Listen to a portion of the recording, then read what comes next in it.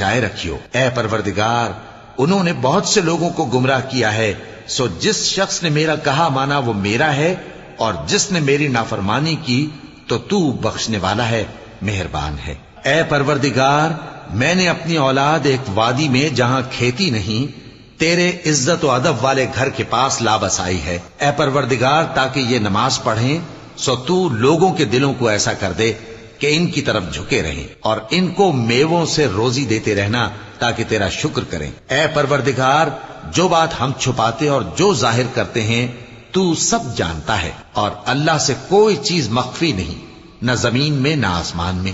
اللہ کا شکر ہے جس نے مجھ کو بڑی عمر میں اسماعیل اور اسحاق بخشے۔ بے شک میرا پروردگار دعا سننے والا ہے۔